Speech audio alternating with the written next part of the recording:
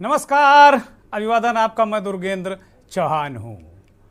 अब divide and rule नहीं बल्कि फ्यूजन के साथ या फ्यूजन का रूल चलेगा। नए इंडिया की नई राजनीति का यह सूत्र वाक्य है विलय फ्यूजन, और यही अब सामने दिख रहा है या इसका चलन बहुत तेजी से बढ़ा है। पार्टी चाहे छोटी हो या फिर बड़ी, विलय के फार्मूले के साथ आगे बढ़ रही है। जिस प्रकार से इसका एक उदाहरण है कि जिस प्रकार से कारपोरेट कंपनियां या कारपोरेट कल्चर में बड़ी कंपनियां छोटी कंपनियों का अधिग्रहण कर लेती हैं, उनका विलय कर लेती हैं। जैसे तालाब की अगर बात करें तो बड़ी मछलियां छोटी मछलियों को खा जाती हैं, उसी तरीके से कंपनियां और कॉरपोरेट जगत भी बहुत क्रूर होता है, और वो इसी तरीके से एक के बाद कहीं अपने फायदे के लिए और कहीं अन्य बहुत से कारण होते हैं कंपनियों का अधिग्रहण करता है। एक उदाहरण है कि जैसे फेसबुक में व्हाट्सएप का विलय हो गया। अभी हाल में कई सीमेंट की बहुत बड़ी बड़ी जो कंपनियां थी उनका अधिग्रहण अडानी जी ने कर लिया। उसी प्रकार राजनीति में छोटे दल बड़े दलों में खुद को मिलाकर आगे की राजनीति देख रहे हैं या उनकी मजबूरी है। ऐसा सिर्फ इस दौर में नहीं हो रहा, बल्कि ये कहानी हर दौर की है। और तभी तो आल्हा उदल की कहावत में यह कहावत भी सच के कितना करीब है कि बड़ी मछली छोटी मछली को निगल जाती है। ये बात हमने पहले ही आपको बताई। बाकी आप समझदार हैं। मंथन में आज बात फ्यूजन पॉलिटिक्स की, मंथन में आज बात विलय की।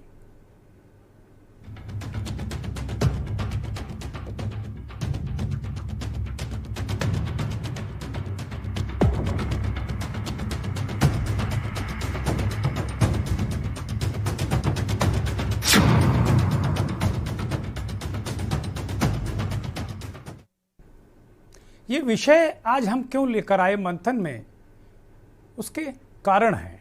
ये विषय आज इसलिए जरूरी है कि जो विलय की पॉलिटिक्स है या जो फ्यूजन पॉलिटिक्स है, राजनीति, इससे एक तरीके से ताकतवर के साथ साथ बहुत सारी इसके फैक्टर हैं। और कुल मिलाकर अगर देखा जाए तो जिस तरीके से अर्थव्यवस्था चलती है, गरीब अमीर अमीर गरीब का जो गणित चलता है, उसी तरीके का कमोबेश ये कल्चर भी है। बहरहाल देश में इस प्लस कल्चर की जद में छोटे और मंझोले राजनीतिक दल आ गए हैं और इनके अस्तित्व पर अब खतरा मंडरा रहा है। पिछले दिनों भारतीय जनता पार्टी के राष्ट्रीय अध्यक्ष जेपी नड्डा ने बिहार की एक सभा में ये कहा था कि जो क्षेत्रीय दल हैं वो भविष्य में नहीं बचेंगे। इसके बाद नीतीश कुमार ने पाला बदल लिया।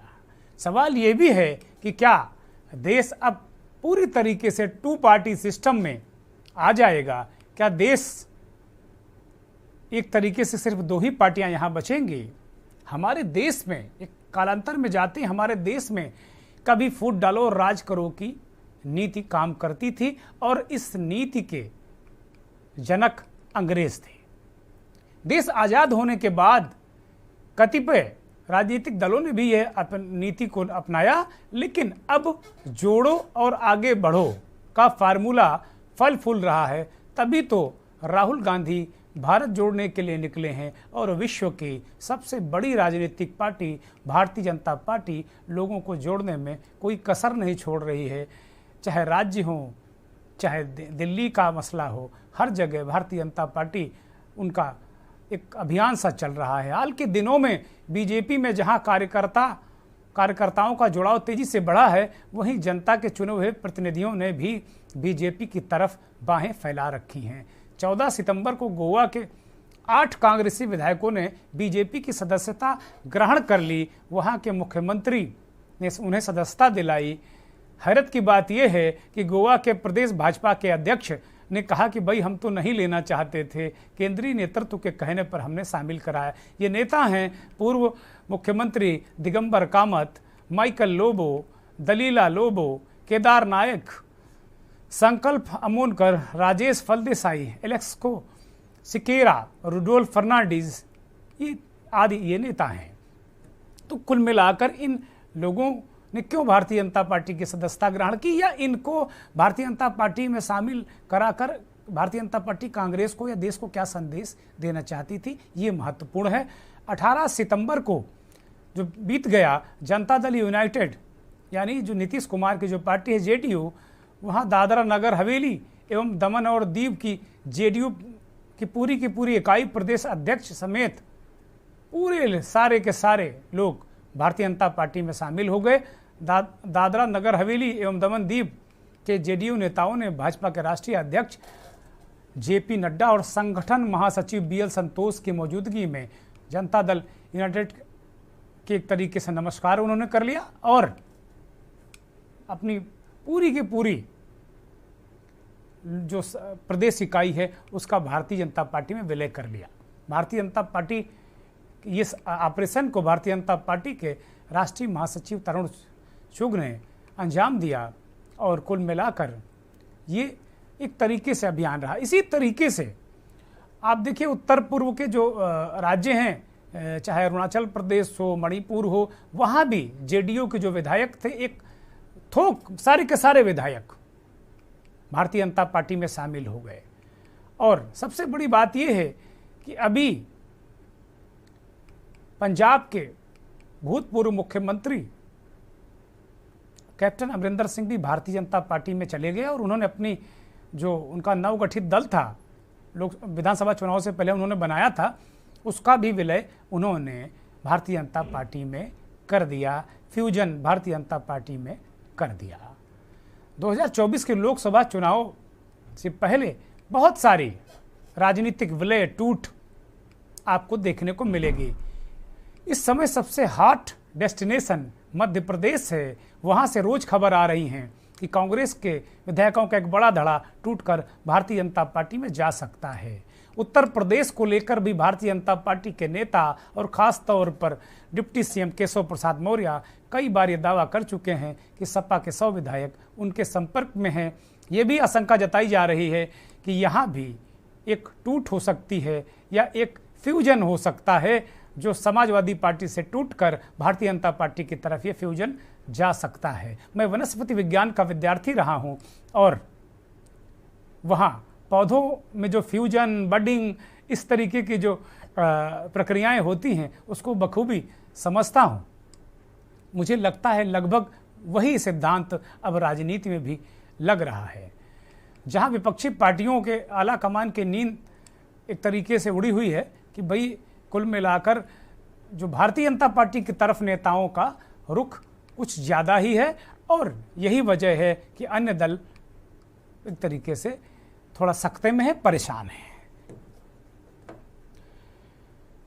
दिगंबर कामत जो गोवा के बहुत बड़े नेता कांग्रेस के थे, उन्होंने क्या कहा वो जरा सुन लीजिए। बड़ी महत्वपूर्ण बात कही उन्होंने। Gone back to the temple. I have asked the god and the goddess that this is in my mind what I should do. We have a system of taking prasads. Then God said, you go ahead, don't worry. Gone back. अब दिगंबर कामत साहब कह रहे हैं, भाई हो सकता है उनकी आस्था का प्रश्न है, मैं कोई इसको हल्के में नहीं ले रहा हूं। वो कह रहे भाई मंदिर गया, भगवान ने कहा भाजपा में शामिल हो जाओ, मैं शामिल हो गया।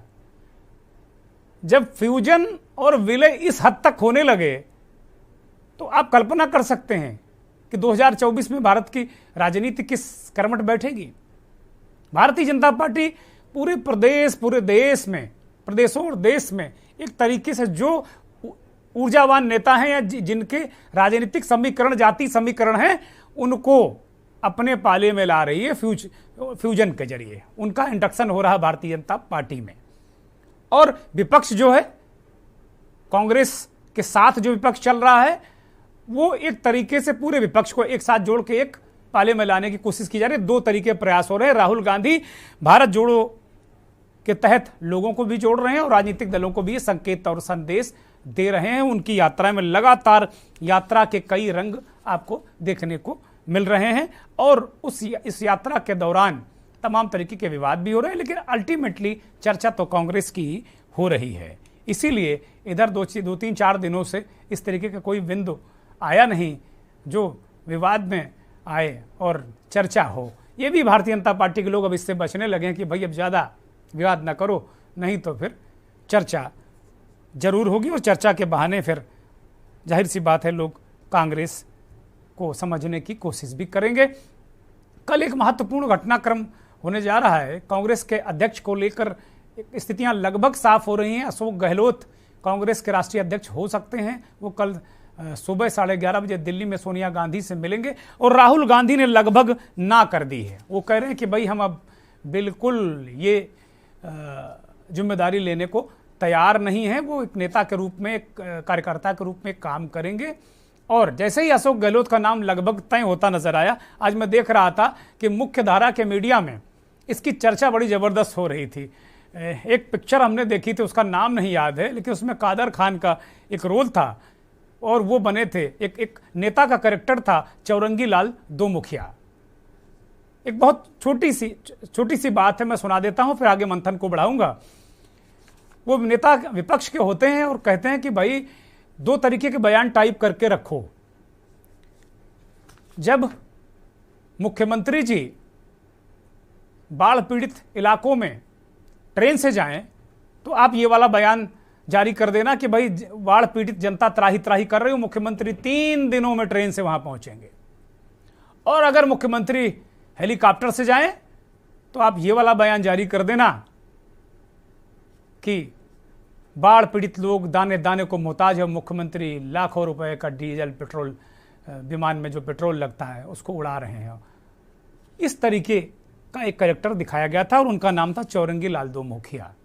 आज भी हमने मुख्यधारा के मीडिया में इस चीज को देखने को, ये जो चौरंगी लाल दो मुखिया का कैरेक्टर देखने को मिला कि अब अशोक गहलोत को लेकर भी कहा जा रहा है कि भाई वो जेबी आदमी है। तो भाई कांग्रेस में जेबी है कौन नहीं? सोनिया गांधी का। अगर कांग्रेस में रहना है तो सोनिया गांधी राहुल गांधी की सुनना नहीं, बाहर जाएगा जैसे लोग गए लोग। तो ये बड़ी असहज स्थिति है। खैर ये भी हमारा चर्चा का बिंदु होगा। आज मंथन का जो पैनल है, हम जो हमारे पैनलिस्ट जुड़ेंगे उनसे एक मेरा विनम्र अनुरोध है, उनका परिचय कराने से पहले ही या पहले परिचय करा देता हूं। भारतीय जनता पार्टी के बहुत वरिष्ठ नेता, कई बार मंत्री रहे, उत्तर प्रदेश की सरकार में कैबिनेट मंत्री रहे और बहुत साइजगी से अपनी दल का और एक आम तौर पर एक नागरिक की तरह, एक पॉलिटिकल एनालिस्ट की तरह भी अपने विचार रखते हैं। सरजीत सिंह डंग का बहुत स्वागत करता हूं। डंग साहब बहुत स्वागत, बहुत अभिनंदन और बहुत आभार आपका के न्यूज को वक्त देने के लिए। धर्मेंद्र सिंह समाजवादी चिंतक हैं, धर्मेंद्र सिंह का बहुत स्वागत, बहुत अभिनंदन और बहुत आभार, धन्यवाद। डॉक्टर प्रोफेसर मनोज दीक्षित जी भी हमारे साथ जुड़ गए हैं, अवध विश्वविद्यालय के पूर्व कुलपति हैं और पॉलिटिकल एनालिस्ट हैं। डॉक्टर साहब बहुत स्वागत, बहुत अभिनंदन और बहुत आभार।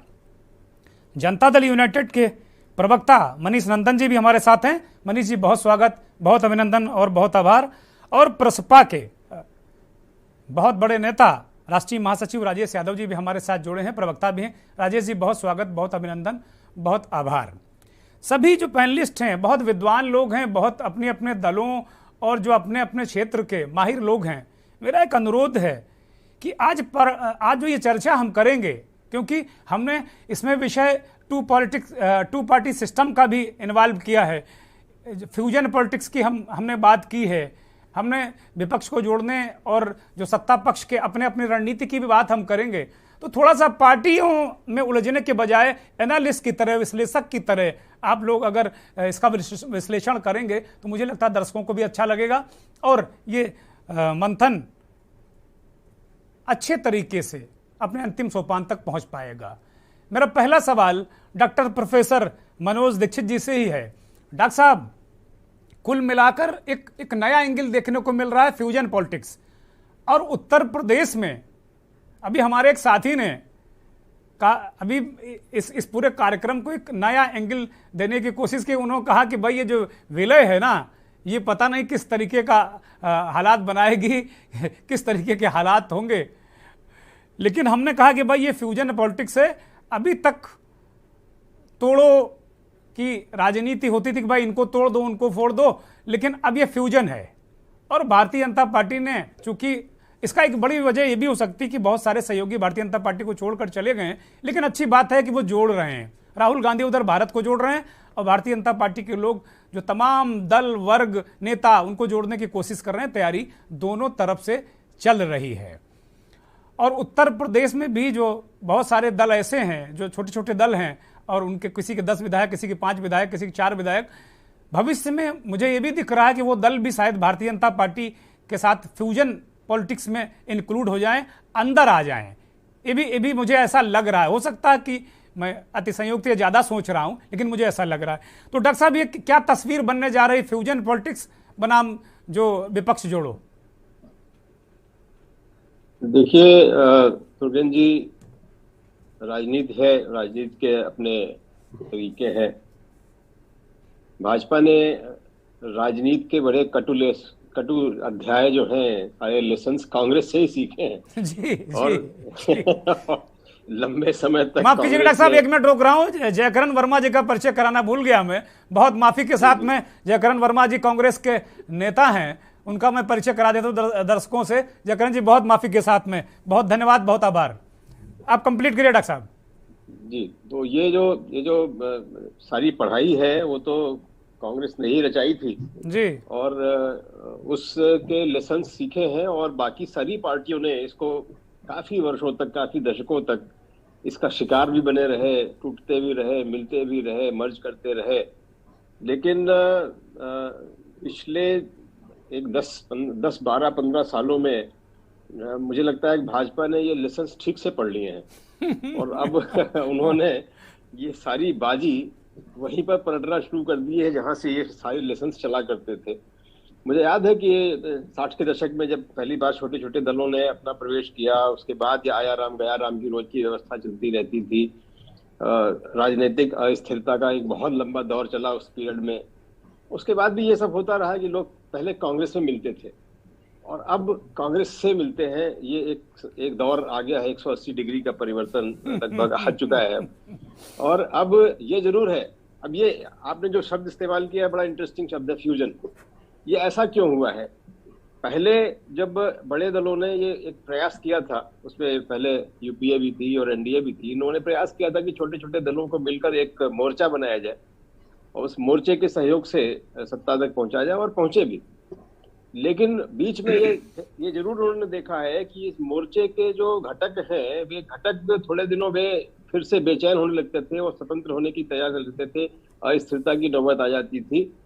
मुझे लगता है उससे बचने के लिए ये सबसे सेफ ऑप्शन है कि उनको अब इस तरह की छूट न मिले कि वे अपनी अस्तित्व को बनाए रखें और बचाए रखें और बाद में कभी भी ब्लैकमेल करने की स्थिति में पहुंचे। उससे तो ये है कि उनको संपूर्ण लेकर और उनको ले लिया जाए, जैसा वो उछल तारा वाला सिस्टम होता है कि एक तारा बड़े छोटे तारे को निगल ही जाए और अपना अस्तित्व बनाए रखे। अब ये बड़े दलों ने एक बड़ा काम ये शुरू किया है कि इस तरह के पॉलिटिकल ब्लैकमेल को बचाने के लिए बेस्ट यही ऑप्शन है कि आप उनको समूचा ही अपनी पार्टी में शामिल कर ले और उनकी पहचान को समाप्त करें। तो ये शायद ज्यादा बड़ा स्थायित्व की तरफ बढ़ने वाला कदम होगा, और ऐसे लेसन भाजपा ने बहुत अच्छे से सीखे हैं। और अब ये शायद आपके सामने ये दौर रहेगा। भाजपा का नाम इसलिए बार बार आ रहा है, जो कि आप भी कह रहे हैं, वो इसलिए क्योंकि इस पर भाजपा ही एक बड़ी पार्टी बची है जिसमें कि लोग मिल सकते हैं। बाकी छोटी पार्टियां ऐसी हैं कि जिसमें कोई मिलेगा भी तो उसका अस्तित्व बना ही रहेगा, क्योंकि वो इतने छोटे हैं कि उनके पास खुद की संख्या पूरी नहीं है। ज्यादातर पार्टियां 40-50, 30-35-40 के बीच की संख्या को ही केवल रिप्रेजेंट करती हैं, और इस संख्या में आप बहुत निगोशिएट नहीं कर सकते हैं, कोई आपसे क्यों मिलेगा जाकर। तो ये दौर अब चला है, मुझे लगता है कि 2024 तक ये दौर अभी चलेगा। आप बिल्कुल सही कह रहे हैं, बहुत सारे लोग टूटेंगे, लेकिन वे अब दल नहीं बना पाएंगे। वो दल बनाने के बजाय उनको मर्ज करना होगा। जो आपने अभी एक शब्द इस्तेमाल किया था, मुझे वो उसका पेपर भी याद आया, मर्जर एंड एक्विजिशंस। ये कॉर्पोरेट वर्ल्ड का एक टर्मिनोलॉजी है कि मर्जर एंड एक्विजिशंस होते रहते हैं। छोटी कंपनियों को एक्वायर करके अपने में मर्ज कर लेना, ये कॉर्पोरेट जगत की एक बड़ी प्रक्रिया होती है। और भारत में भी डॉक्टर साहब अभी कॉर्पोरेट जगत ने बहुत सारे मर्जर और एक्वायर किया है कंपनियों को, अभी हाल में बहुत बड़ी बड़ी कंपनियां। मुझे लग रहा है कि पॉलिटिक्स में भी वही चीजें आ गई हैं और मर्जर और एक्विजिशंस का दौर शुरू हुआ है। मुझे लगता है अभी तो चलेगा ही, 2024 तक तो जरूर चलेगा। उसके बाद देखते हैं कि कितनी स्थिरता के साथ ये चल पाता है। हाँ, ये धीरे धीरे अगर दो पार्टी सिस्टम की तरफ बढ़ सके एक मैच्योरिटी के साथ, तो एक अच्छा शुभ संकेत भी जाएगा कि दो दल रहे, मुख्य दल रहे, जैसा कि ज्यादातर विकसित लोकतंत्रों में है। दो दल होते हैं, तीसरा यदि इमर्ज भी करता है तो धीरे धीरे वो दो दलों में ही मर्ज हो जाता है और दो ही दल रह जाते हैं। ब्रिटेन में 600 साल का इतिहास है, अमेरिका में 250 साल का इतिहास है, और विश्व के सभी बड़े विकसित देशों में ये इतिहास है कि दो ही दल मुख्यतः चुनाव में रहते हैं। तो ये अगर ये सिस्टम मैच्योर हो जाता है तो एक अच्छा संकेत देगा। अगर ये मैच्योर नहीं होकर ऐसे टूट फूट में चलता रहता है तो फिर 2024 के बाद, अभी 2024 तक तो लगता नहीं है कि इस तरह की कोई स्थिति बनती है कि ज्यादातर पॉलिटिकल पार्टीज और टूट टाट। लेकिन मुझे लगता है डॉक्टर साहब एक सेप दे देंगे भारतीय जनता पार्टी के लोग, उनके रणनीतिकार इस फ्यूजन पॉलिटिक्स के जरिए एक सेप दे देंगे, एक ध्रुव तैयार कर देंगे। सामने कौन बचेगा, फिर उसके सामने भी ऑप्शन होगा कि सामने जाएं या इधर रहें। हाँ, उनके सामने भी एक ऑप्शन होगा कि वे एक इकट्ठे अलग अलग रहकर एक दल बनाए या इकट्ठे होकर एक दल बनाए, उनके सामने भी ऑप्शन होगा। और ये विपक्ष की एकता के खिलाफ बहुत बड़ा संकेत भी पैदा कर लेगा, संदेह पैदा करेगा। ऐसा मुझे लगता है कि इस करंट दौर में यही सीन बन के आ रहा है और भाजपा इस वक्त अग्रणी है इस मामले में, फायदे में। ठीक बात है। डंग साहब आपके पास आ रहे हैं, ये एक फ्यूजन पॉलिटिक्स पर एक आपकी प्रारंभिक टिप्पणी, और उसके अलावा जो आप जैसे डॉक्टर साहब ने कहा कि भाई टू पार्टी सिस्टम ज्यादातर विकसित देशों में, लोकतंत्र में टू पार्टी सिस्टम है, ये बड़ी दूर की कौड़ी अभी दिख रही, लेकिन जो शेप ले रही राजनीति मैं उसको देख रहा हूं। आप चूंकि बहुत मुझसे अनुभव में और तमाम चीजों में बहुत आगे हैं, तो आप और करीब से देख रहे होंगे। फिर अभी डॉक्टर साहब ने कहा कि भारतीय जनता पार्टी ने 8-10 सालों में लेसन पढ़ लिया, तो आपके दौर की भारतीय जनता पार्टी, अटल जी के दौर की भारतीय जनता पार्टी ये लेसन वेसन के चक्कर में नहीं पड़ती थी। ये वाली पार्टी जो 12, 13, 14 से शुरू हुई भारतीय जनता पार्टी, वो आप सेप ले रही है, ये लेसन जरूर पढ़ती है और कांग्रेस से ज्यादा ही कुछ पढ़ रही है। और कांग्रेस के नेता मुझे लगता है 40-50% नेता आयात कर लिए होंगे उन्होंने। देखिए, जिस शब्द का आपने उपयोग किया फ्यूजन या मर्जर, मुझे लगता है कि ये अपवाद स्वरूप हुए हैं। आसाम में अपवाद है, गोवा में मर्जर नहीं, उन्होंने एक पार्टी छोड़ी और हमारी पार्टी ज्वाइन की, वो मर्जर नहीं। कांग्रेस के फिर भी अभी वहां नहीं, मैं फ्यूजन कह रहा हूं, एक धड़े टूट रहे हैं, फ्यूजन हो रहा है, तो मैं ये कह रहा हूं फ्यूजन हो रहा है। तो इसके दो पक्ष हैं जी, कहीं टूटन हो रही है और टूट करके लोग कहीं मिल रहे हैं।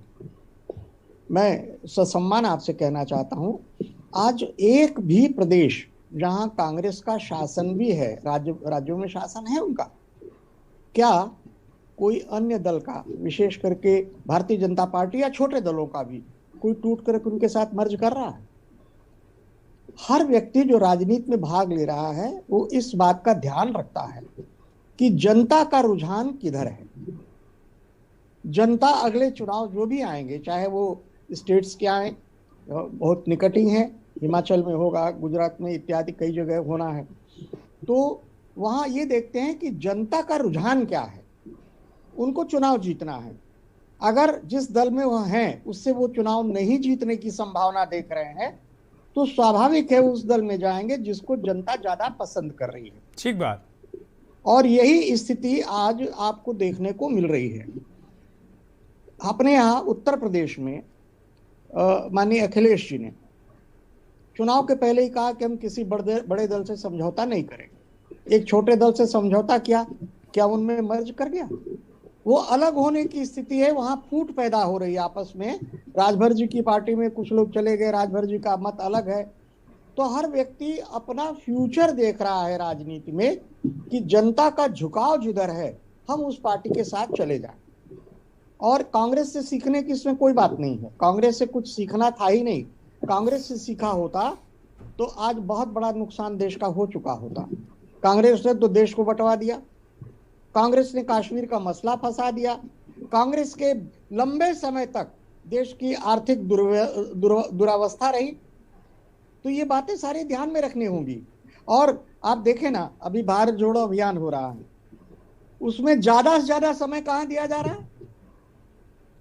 ज्यादा से ज्यादा समय केरल, तमिलनाडु, दक्षिण के क्षेत्रों में जहां चुनाव है वहां कोई समय नहीं उनको दिया जा रहा।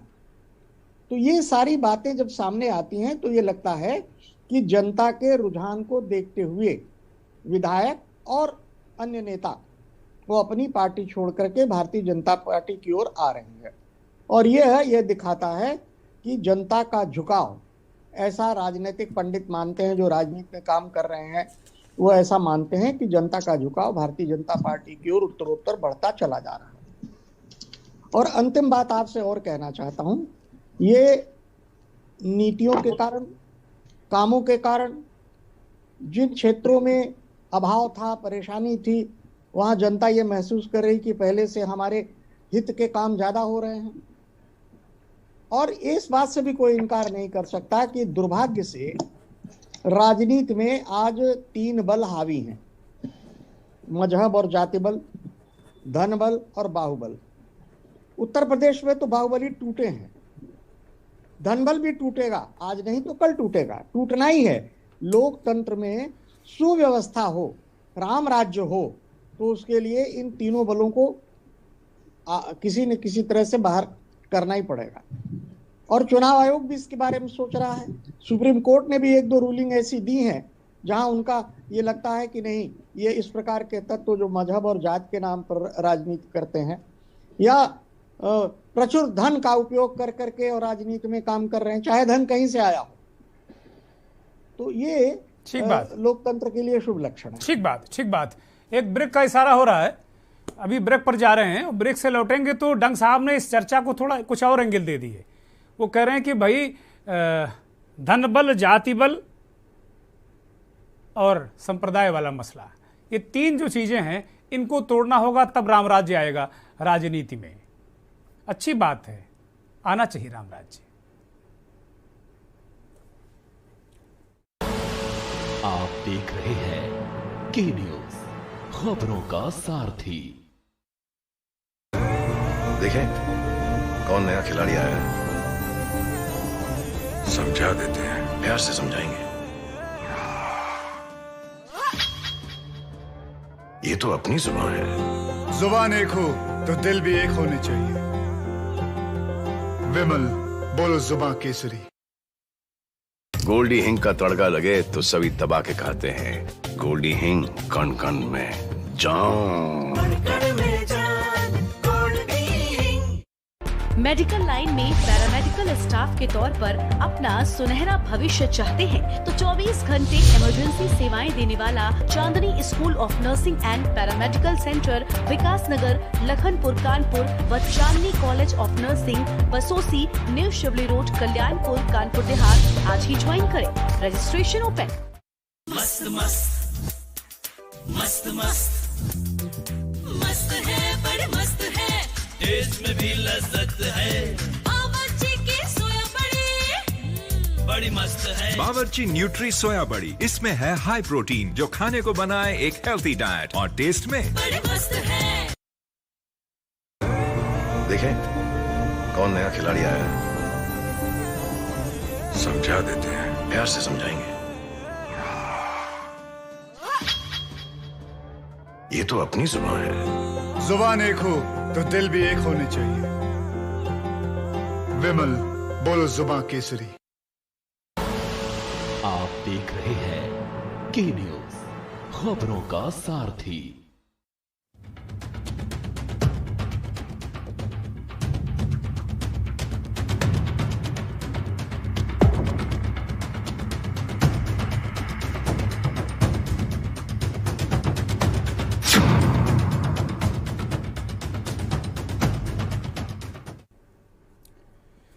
डंग साहब ने ब्रेक से पहले भारतीय जनता पार्टी के बहुत वरिष्ठ नेता सरजीत सिंह डंग साहब ने कहा कि भाई कांग्रेस से कुछ सीखने की जरूरत है ही नहीं।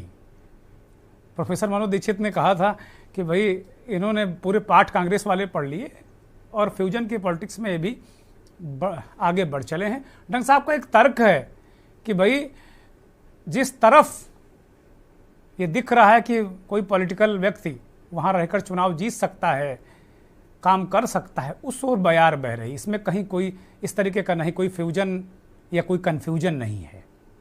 लेकिन गोवा के मामले में 8 विधायक चले गए, पूरा का पूरा। अब वहाँ तो चुनाव नहीं था, वहाँ तो मुझे नहीं लगता कि कोई चुनाव फिलहाल 2024 से बाद का चुनाव हो। खैर ये बातें अलग अलग एंगल से समझी और सोची जा सकती है, और राजनीति संकेतों और संदेशों का पूरा सिस्टम है।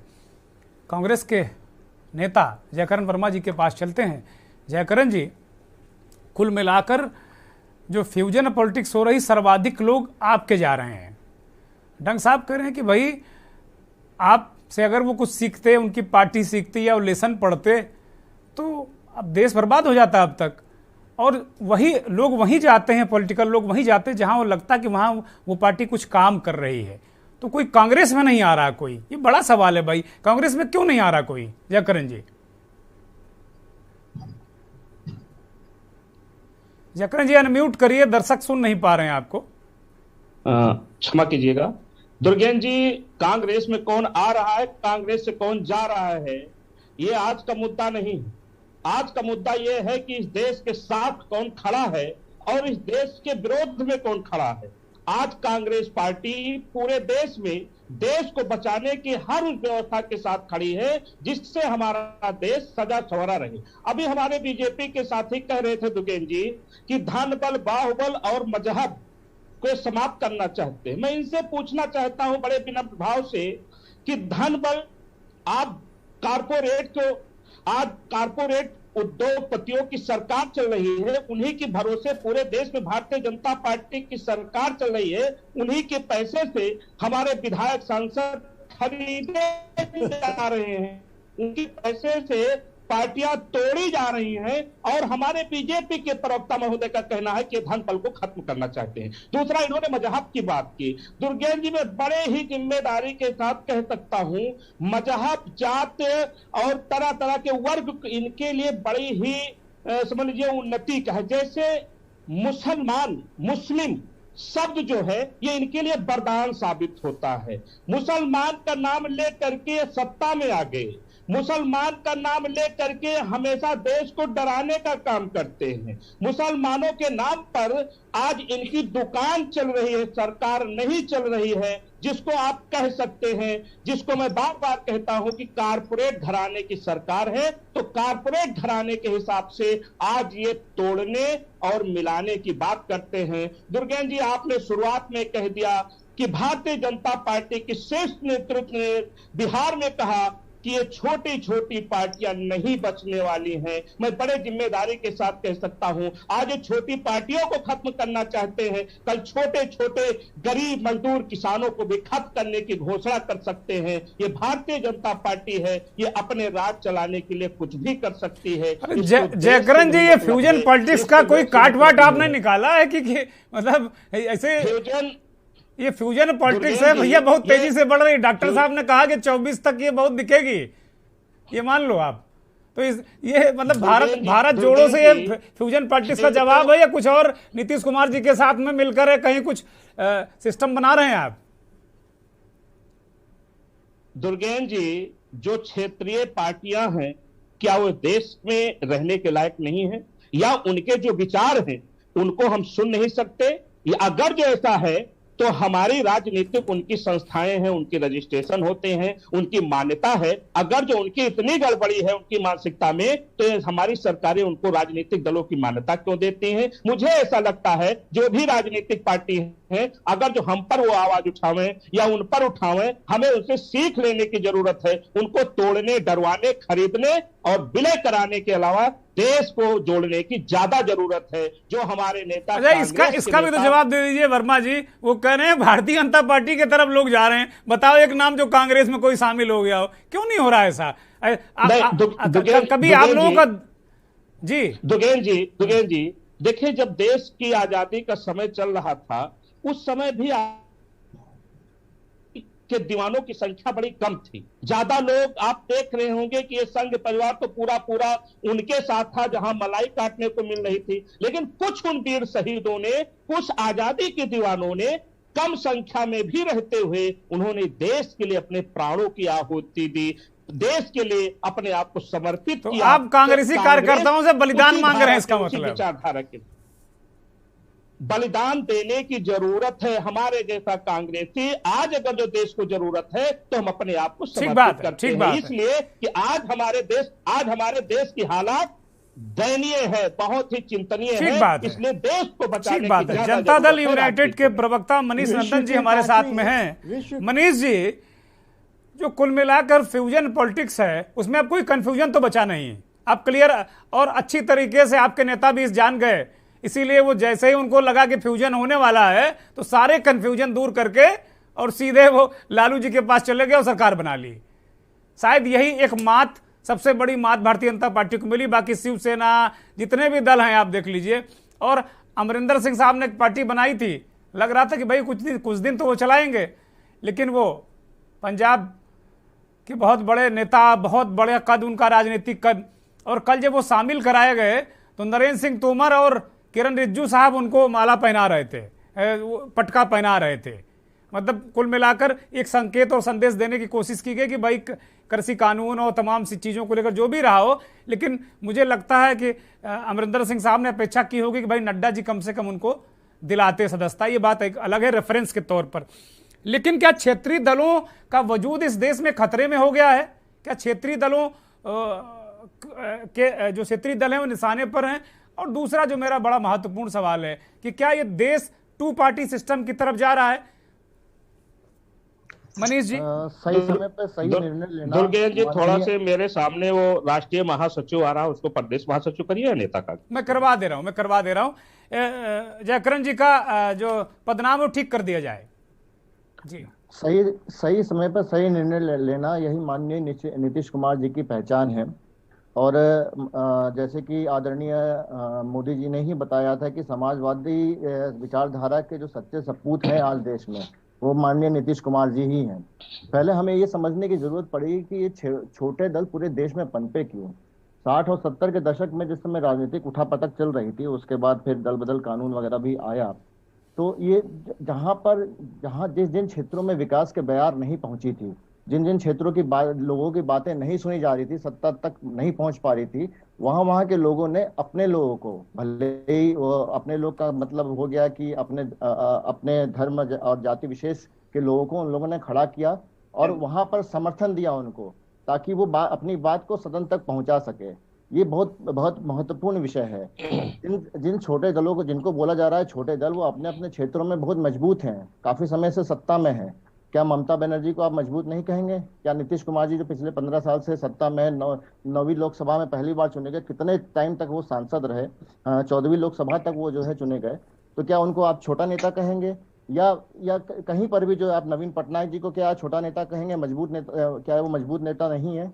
तो भारतीय जनता पार्टी के अंदर जो कॉर्पोरेट कल्चर आया है, वो कॉर्पोरेट कल्चर की बात हो रही थी कि जैसे कि अडानी अंबानी का कल्चर जो आया है, कॉर्पोरेट कल्चर में उन्होंने क्या किया, मीडिया मैनेजमेंट और सोशल मीडिया मैनेजमेंट बहुत अच्छी तरीके से सीखा है। तो ऐसा नहीं है कि ये पहली बार ये सारी चीजें हो रही थी, पहले भी हुई हैं, लेकिन अब इन चीजों की खबरें बहुत ज्यादा फैलती है। अब आप देखिए कि जैसे कि हम तो अरुणाचल प्रदेश में उनको समर्थन दे रहे थे, हम उनके समर्थन में ही दल थे, हमारी पार्टी को तोड़ लिया, 7 विधायकों को तोड़ करके अपने में मिला लिया। फिर मणिपुर में भी जब हमने समर्थन अभी तक वापस नहीं लिया था, मणिपुर में भी हमारी पार्टी को तोड़ लिया। दमन दीव और दादर नागर हवेली में क्या क्या हुआ, वो आप लोग सब अखबारों के माध्यम से, मीडिया के माध्यम से आप लोग को पता है। तो वो कर क्या रही है भारतीय जनता पार्टी? असल में ये 2024 की तैयारी कर रही है। उनका जनाधार, कितने टाइम तक आप ब्रांडिंग कर पाते हैं? अगर आपके प्रोडक्ट में दम नहीं है बहुत ज्यादा, तो बहुत दिनों तक ब्रांडिंग के सहारे आप नहीं चल सकते हैं। तो ये अब तो उनको लोगों का वोट तो चाहिए ही, तो किनको वो लाएंगे? उनको लाएंगे जिनके पास वोट हैं, जिनके पास लोग, जिनके फॉलोअर्स हैं, जिनके पास अच्छे खासे लोगों की संख्या है, उनको अपने से मिला लो। तो ये अलग तरीके की पॉलिटिक्स, नई तरीके की पॉलिटिक्स चालू की गई है। तो जैसे सत्ता में है, जब तक भारतीय जनता पार्टी, इनको एक चुनाव हारने दीजिए, आप देखिएगा फ्यूजन रिएक्शन जो चल रहा है, वो फ्यूजन रिएक्शन में बहुत तेजी से कन्वर्ट होगा। सत्ता में रहते हुए उनके बहुत सारे सहयोगी छोड़ गए उनको महाराज। मनीष जी, सत्ता में रहते हुए सहयोगी इसी कारण छोड़े। जैसे जनता दल यूनाइटेड की बात थी, जनता दल यूनाइटेड ने क्यों अपना गठबंधन तोड़ लिया? आप देखिए किस तरीके से उन्होंने चुनाव के समय चिराग पासवान। आप मेरा जो दूसरा सवाल उसका जवाब दीजिए सीधे तौर पर कि क्या टू पार्टी सिस्टम है, क्या आपको वो आता दिख रहा है इस देश में? अभी तो बिल्कुल नहीं, फिलहाल जो है 15-20 सालों तक तो टू पार्टी सिस्टम नहीं आ पाएगा। अभी आप देखिएगा अगले चुनावों में किस तरीके से जिस तरह से तीसरा मोर्चा, क्या माननीय नीतीश जी ने बोला पहला मोर्चा हम तैयार करेंगे, कि किस तरीके से देश में एक प्लेटफॉर्म पर आकर के भारतीय जनता पार्टी को अब एक मजबूत टक्कर देगा, बहुत मजबूत टक्कर देगा, और 2024 में हम उखाड़ के भारतीय जनता पार्टी को फेंक देंगे। ठीक बात है। बात कुल मिलाकर हम तो टू पार्टी सिस्टम की बात कर रहे हैं, और जिस हिसाब से डंग साहब बता रहे हैं कि भाई एक ही दल की तरफ फ्लो है, मछलियों का जो सिद्धांत है, मछलियां जो लोग देखा होगा तालाब में, जो पानी का स्रोत जब तालाब में आता है तो मछलियां उल्टा तैरती हैं और वो उस तरफ भागती हैं जहां से पानी आ रहा होता है, तो उनको इस बात का ज्ञान या आभास रहता है कि भाई वहीं चलो, यहाँ जहां से पानी आ रहा है वहां पानी ज्यादा होगा। लेकिन कभी कभी मामला उल्टा पड़ जाता है कि वहां पानी खत्म हो जाता है और यहाँ के पानी से भी वो हाथ धो बैठती हैं। इस तरह की स्थितियां होती रहती हैं। मुझे तो जो फ्लो नेताओं का है उससे तो वन पार्टी सिस्टम वाला मामला बन जा रहा है, और डंग साहब मुस्कुरा भी रहे हैं। मुझे लगता है कि वो अपनी मुस्कुराहट से इसका कोई संकेत और संदेश देंगे, आगे उनके पास जाएंगे। लेकिन अभी राजेश यादव जी को चर्चा में शामिल करते हैं। प्रसपा के राष्ट्रीय महासचिव और बड़े नेता हैं। आपके नेता कंफ्यूजन में क्यों है? हम फ्यूजन की बात कर रहे हैं, आपके नेता का भी पता ही नहीं चल रहा कि वो किस कंफ्यूजन में है। हमारे नेता कंफ्यूजन में नहीं है जी, वो इन बड़ी पार्टियों के कंफ्यूजन को देख रहे हैं। इसीलिए हमारे नेता ने स्पष्ट कर दिया, और आप देख रहे होंगे पिछले 15 दिन से माननीय शिवपाल सिंह यादव जी का बिल्कुल सीधा अटैक है थर्ड फ्रंट की ओर, और थर्ड फ्रंट जब मजबूत बनेगा तब वो इन दोनों नेताओं से पूछेगा अब बताओ किसकी बारी है। जब थर्ड फ्रंट इतना मजबूत होगा कि सरकार बनाने में, अरे वो तो बीजेपी की तारीफ करते रहते हैं, बीच बीच में योगी जी की तारीफ करते हैं सदन के अंदर। थर्ड फ्रंट की कहां बात करने जा रहा है वो? योगी जी से व्यक्तिगत मैंने तभी कहा जब वो सदन में रोए थे तब उनके साथ शिवपाल सिंह खड़े थे। ये एक व्यक्तिगत मामला था, लेकिन राजनीतिक रूप से जब मैं देख रहा हूं, और योगी जी भी तारीफ करते हैं उनकी, दोनों लोग करते हैं।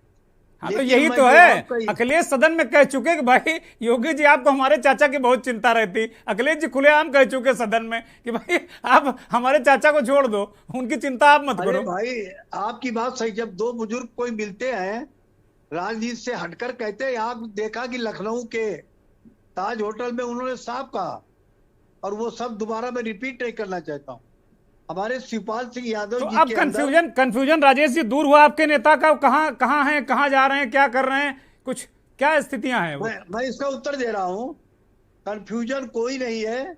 हम उन ताकतों को कंट्रोल कर रहे हैं, या आने वाले 15 दिन में आपके सामने आ जाएंगी, जो तीसरे मोर्चे के रूप में करेगी, और तब हम देखेंगे कि हमारी नीतियों को कौन पालन कर रहा है, उनसे हम समझौता करेंगे। खबर तो यार है कि भाजपा के साथ फ्यूजन होने जा रहा है उनका कोई नहीं। अभी हमने पत्ते नहीं खोले हैं। अभी हमारे पत्ते तभी खुलेंगे जब इन दोनों पार्टियों की नीतियां जनता के सामने खुलेगी। ठीक बात है। समाजवादी चिंतक और विश्लेषक धर्मेंद्र सिंह जी के पास चलते हैं। धर्मेंद्र जी, पूरी लगभग सारी चीजें आपके सामने हैं, सुनी आपने, मेरे सवालात भी आपने सुने। बार बार ये बात आ रही है कि भाई एक सेब हमने देखा, एक जो फ्लो है कि भारतीय जनता पार्टी लगातार फ्यूजन के पॉलिटिक्स को वो तेजी से बढ़ा रही है।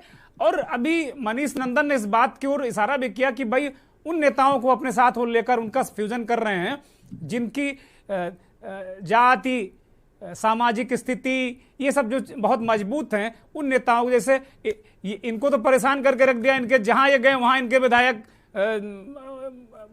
दल बदल हो गए, विलय हो गया। मतलब अभी तो गठबंधन के बाद या अरुणाचल प्रदेश वाला हुआ, जब नीतीश कुमार जी और उनके साथ में सरकार थी तब 5 विधायक दल बदल हो गए थे, मतलब सरकार में रहते हुए। तो इनके साथ तो गजबे मामला है। लेकिन अब चलिए, अब तो विपक्ष में भारतीय जनता पार्टी बिहार में है।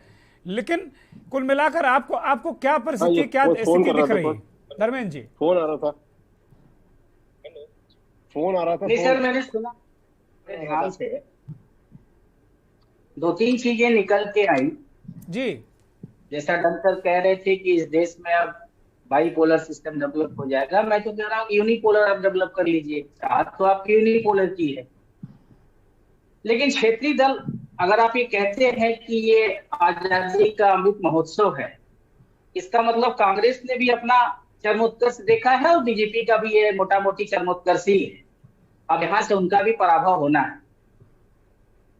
आज की डेट में अगर आप देखें, जितने भी बड़े राज्य हैं, चाहे आप बंगाल को उठा लीजिए, चाहे आप उड़ीसा को उठा लीजिए, चाहे बिहार को उठा लीजिए, चाहे महाराष्ट्र को उठा लीजिए, चाहे पंजाब को उठा लीजिए, चाहे तमिलनाडु को उठा लीजिए, केरला को ले लीजिए, इवन की दिल्ली को आप ले लीजिए, तेलंगाना को ले लीजिए, आंध्रा को ले लीजिए, कहां पे है ये दोनों पार्टी?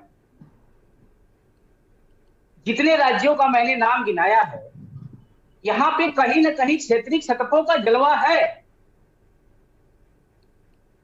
ये दोनों राष्ट्रीय पार्टियां हैं कहां इनमें? नंबर एक, ये कहना कि क्षेत्रीय दलों का पराभव होने जा रहा है, समाप्त होने जा रही है, गलत फहमी है, जिसका भी अपना आकलन है। ठीक है, उसका स्वागत है, लोकतंत्र है, सबका स्वागत होना चाहिए, हर विचार का हम स्वागत करते हैं। लेकिन मेरा मानना है कि जब तक ये लोकतंत्र है, क्षेत्रीय दल बरकरार रहेंगे। और जैसा कि आप लोग तुलना कर रहे थे कि जर्मनी, ब्रिटेन, अमेरिका, सब वो डेवलप्ड कंट्री, हम डेवलपिंग स्टेज में हैं। आप दिल्ली से बैठ के यूपी की पॉलिटिक्स नहीं कर सकते, इसलिए क्षेत्रीय दल की मौजूदगी रहेगी, उनका वजूद रहेगा और ठीक से रहेगा। नंबर एक। दूसरा, जो आपने फ्यूजन या फिजन की बात कर रहे हैं, देखिए जब फाइनेंशियल विजन आइडियोलॉजी पे हावी हो जाता है ना, तब ये घटनाएं घटती। मेरा सीधा आरोप है, जब आपका फाइनेंशियल विजन आपके आइडियोलॉजी पे हावी हो जाएगा तो आपका फिजन होना स्वाभाविक है। जितने लोग कांग्रेस से टूटे हैं वो बीजेपी में गए। क्षेत्रीय दलों की तुलना अगर आप करें राष्ट्रीय दलों से, तो देखिए क्षेत्रीय दलों में कितना कम टूटन है। और वो छोटे से राज्य में कहीं जदयू के या किसी और पार्टी के 2-4 विधायक हैं, तो जानते हैं दल बदल कानून भी अब इन जगहों पे कार्य नहीं करता।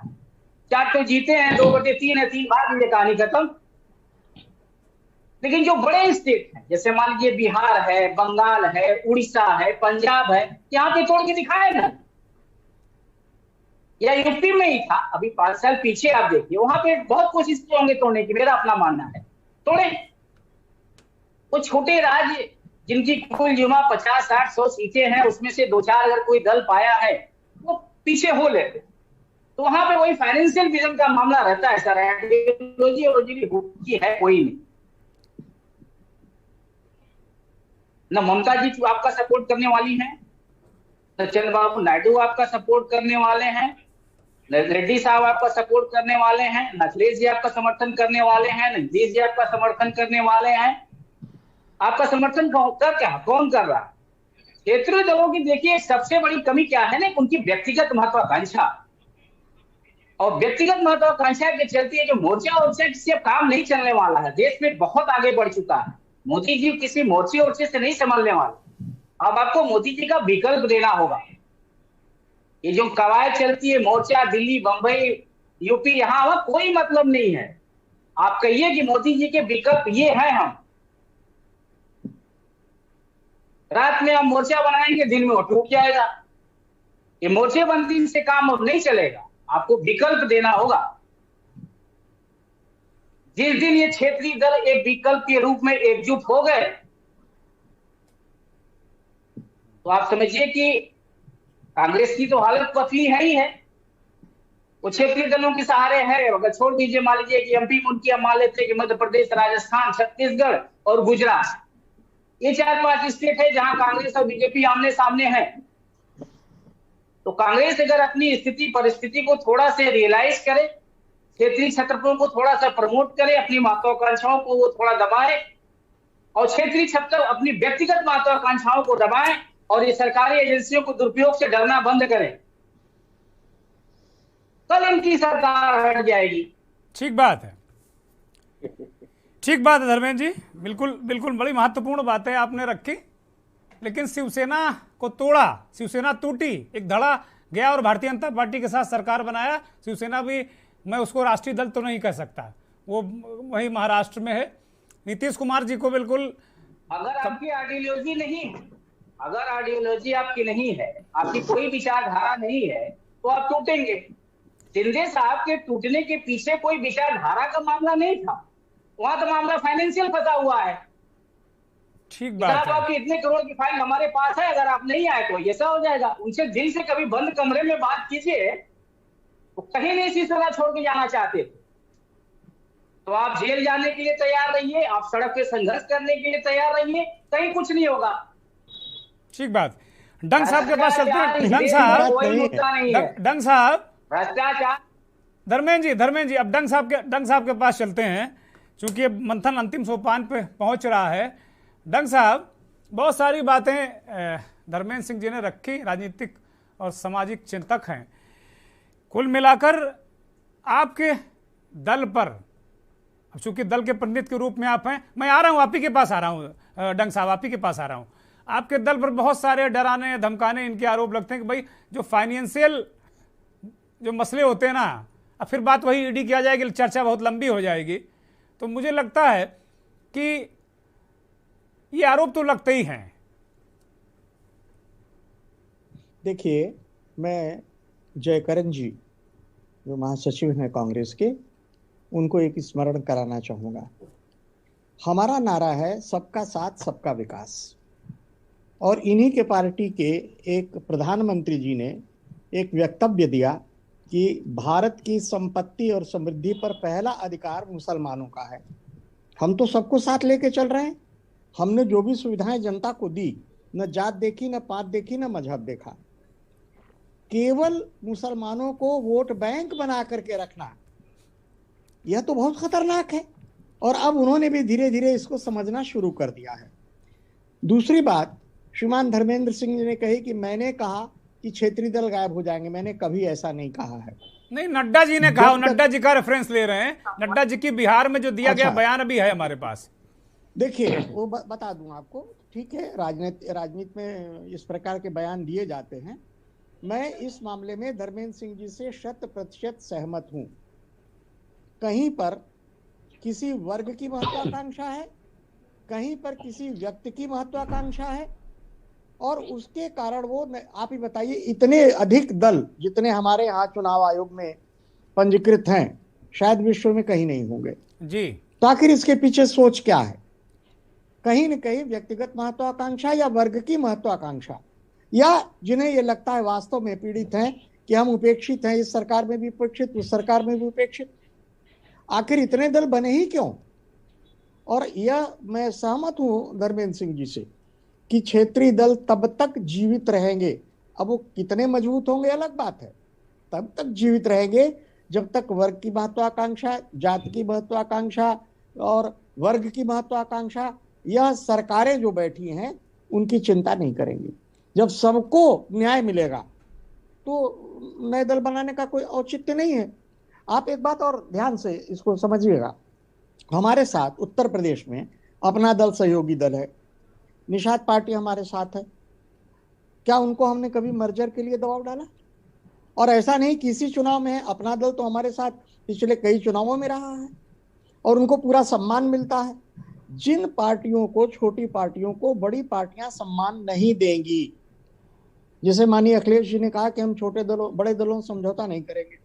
एक छोटे दल समझौता किया, आज वो समझौता टूट की कगार पर है, वो दल भी टूट की कगार पर है।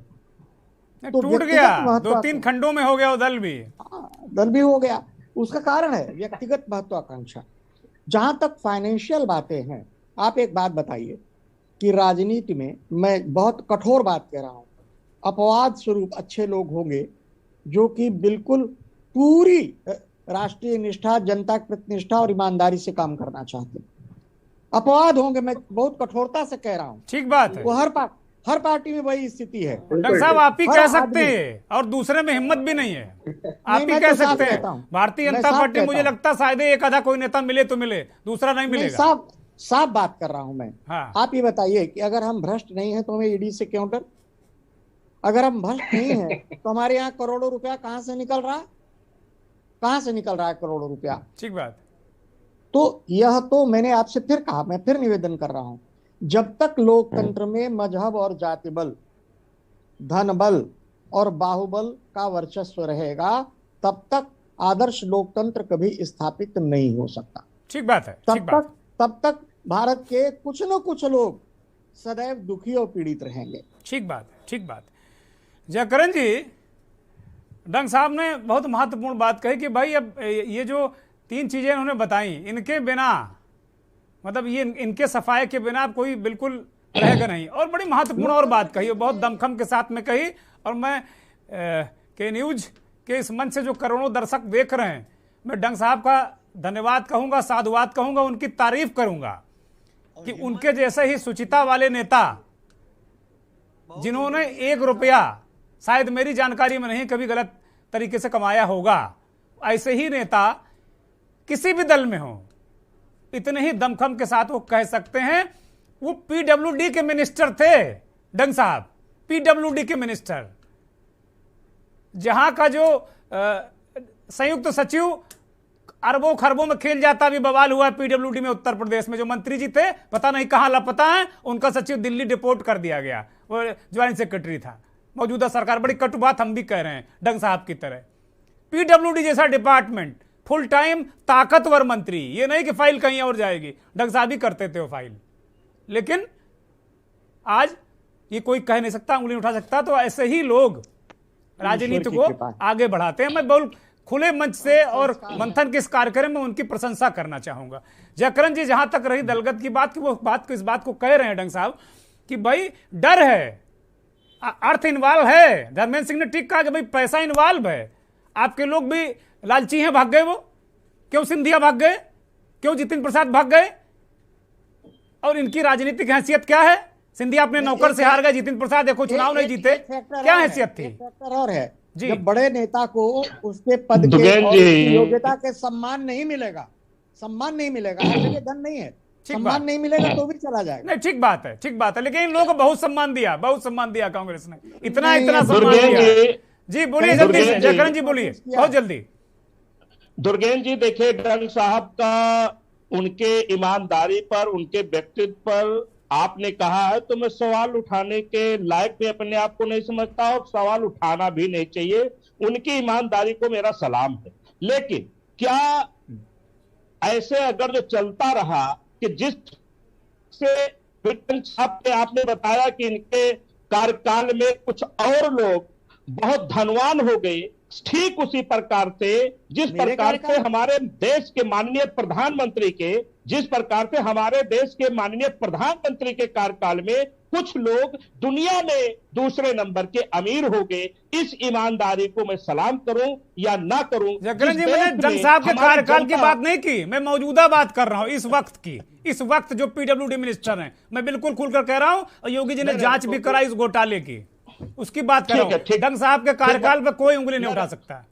ठीक बात। मैंने उनकी ईमानदारी की सराहना की। मैं ये कह रहा था, हो सकता है मैं कह रहा था कि जिस प्रकार से आज हमारे देश में माननीय मोदी जी के नेतृत्व में हमारे दो ये खूब फल फूल रहे हैं, क्या मैं मोदी जी के ईमानदारी की प्रशंसा करूं जब हमारे देश का नागरिक दाने दाने को मोहताज है, किसान आत्महत्या कर रहा है, गरीब भी आत्महत्या करने को मजबूर है, नौजवान रोजगार सड़कों पर आंदोलन कर रहा है, तब उस प्रधानमंत्री के लोग दुनिया में दूसरे नंबर पर अमीर होते जा रहे हैं। कोरोना काल में जब लोगों के पेट में अन्न नहीं जाने को नसीब हुआ, तब हमारे जयकरण भाई बात आ गई पूरी।